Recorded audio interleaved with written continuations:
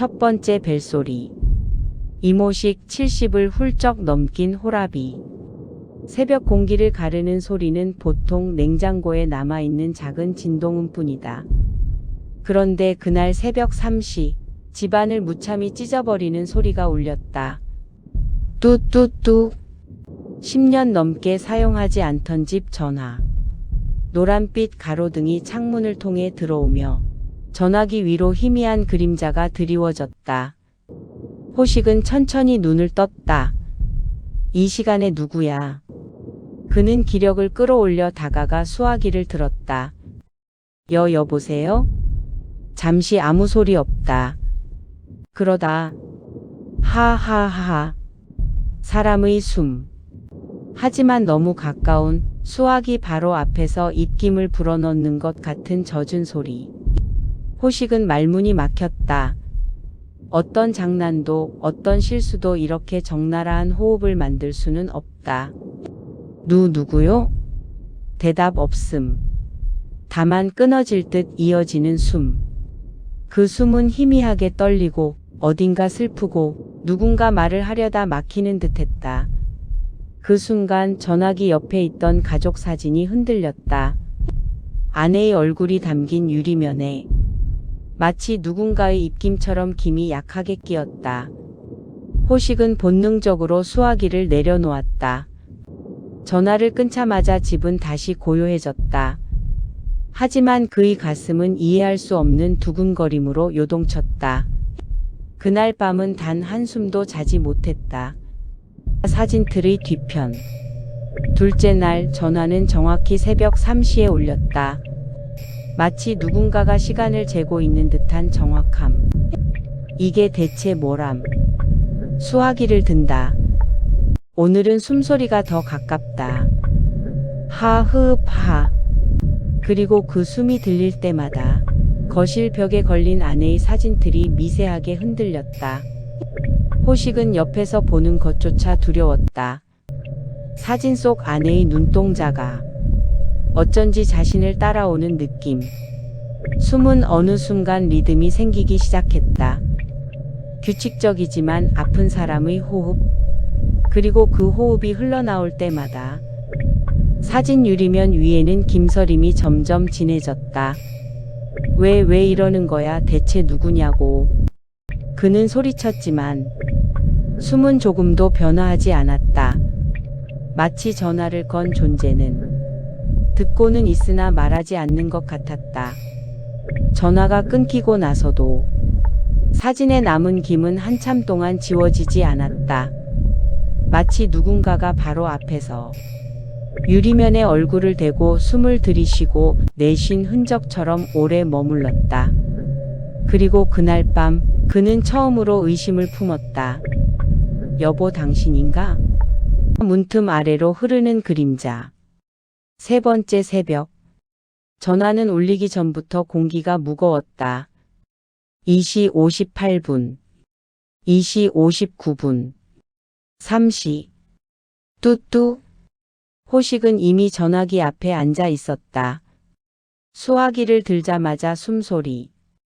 하하. 그런데 이번엔 숨소리가 시작된 지 얼마 되지 않아. 방 안 어딘가에서 슥슥 하는 마찰음이 들렸다. 그 소리는 아내가 생전에 사용하던 방에서 들려왔다. 문은 항상 닫혀 있는데 문틈 아래로 검은 그림자 하나가 스르르 지나갔다. 호식은 벌떡 일어나 문을 거칠게 열었다. 방은 텅 비어 있었다. 하지만 침대 위에는 누군가 방금 누웠다가 일어난 것처럼 눌린 자리가 선명했다. 이불은 따뜻했다. 누군가 방금 전까지 누워 있었던 것처럼. 그리고 전화기에서는 여전히 숨소리가 들렸다. 호식은 그 순간 이건 사람이 아니다라는 걸 직감적으로 깨달았다. 숨이 말을 걸기 시작하다. 호식은 네 번째 새벽을 맞기 전 잠들지 않았다. 그는 전화기 앞에서 기다렸다. 3시 정각. 전화 울림. 수화기를 들자. 숨소리가 오늘은 말처럼 느껴진다. 하흡하. 마치 뭐라고 말하고 싶은데 말이 막혀서 나오지 않는 사람의 소리. 호식은 손을 떨며 여보 당신이야? 숨은 갑자기 멈췄다. 1초, 2초. 그리고 다시 훨씬 깊어진 숨. 하흡. 그는 전율을 느꼈다. 폐암 말기였던 아내가 병실에서 마지막으로 내쉬던 숨과 똑같은 리듬이었다. 그 순간 전화기 아래 놓인 서랍에서 무언가가 툭 하고 떨어졌다. 호식이 내려다보자 오래된 앨범 한 권이 바닥에 떨어져 있었다. 그건 아내가 생전에 절대 보여주지 않았던 사진첩이었다. 호식은 혼란스러웠다. 숨은 점점 더 자신을 어떤 곳으로 이끌려는 듯한 방향성을 띠고 있었다. 전화가 울리지 않아도 숨이 들린다. 5번째 새벽. 전화는 울리지 않았다. 그 대신 집안 어딘가에서 천천히 아주 깊게 하하 숨소리가 들렸다. 그 소리는 벽에서 시작해 천장으로, 창문으로, 그리고 마침내 호식의 바로 뒤에서 들렸다. 하하. 그는 온몸이 굳었다. 등 뒤에 누군가 서 있는 것처럼. 바람도 없는데 커튼이 흔들리고 거실의 그림 액자가 삐걱이는 소리를 냈다.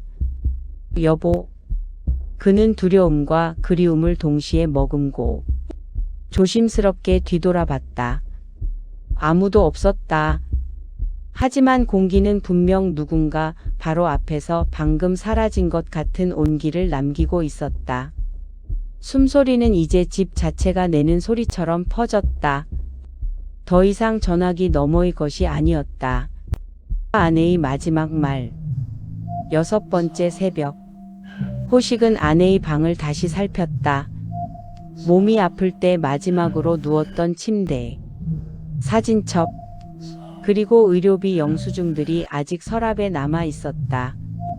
그는 문득 아내가 병상에서 자신에게 말하려다 끝내 하지 못했던 말을 떠올렸다. 여보, 나 사실. 그날 아내는 말을 끝내지 못하고 눈을 감았다. 바로 그 순간 방 안 전체가 떨렸다. 숨소리가 벽을 타고 울렸다. 하하. 그러더니 책상 위에 놓인 서랍이 스르륵 열렸다. 그 안에는 오래된 편지 봉투 하나가 있었다.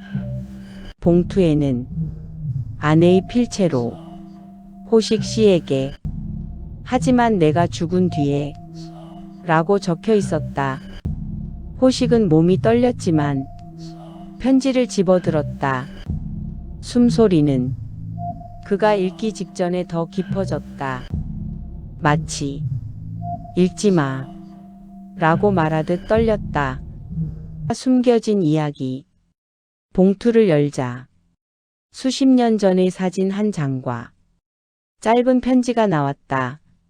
사진 속에는 젊은 아내, 그리고 그녀와 너무 닮은 어린 소년 한 명.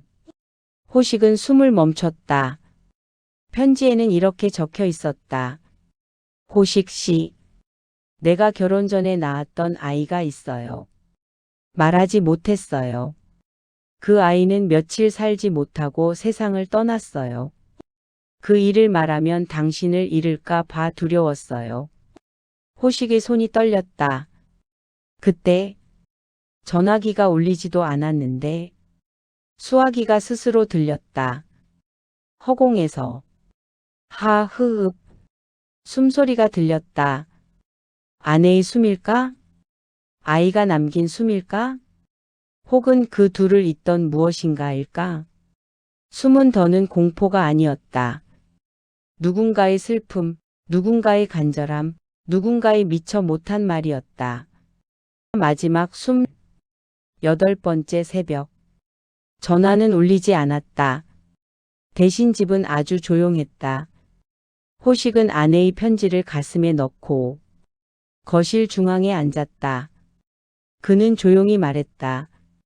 여보, 이제 알겠어. 그동안 얼마나 힘들었을지. 왜 말하지 못했는지. 이젠 괜찮아. 나 화 안 내. 그러자 천장에서, 창문에서, 방문 틈에서 천천히 모여드는 듯한 숨소리. 하하. 살아있는 사람의 마지막 울음처럼 깊고도 부드러운 숨. 그 숨은 점점 더 미약해졌다. 그리고 마침내 아내의 사진 앞에서 숨소리가 마지막으로 한번 크게 울렸다. 고마워. 그 말을 끝으로 숨소리는 완전히 사라졌다. 전화도 그림자도 사진틀의 떨림도 모두 함께 사라졌다. 새벽 햇살이 비추기 시작했다. 호식은 아내의 사진을 바라보며 오랜만에 아주 깊은 숨을 내쉬었다. 그 숨은 더 이상 외롭지 않았다. 안녕하세요. 중국 조심하세요. 구독, 좋아요, 알림 주세요.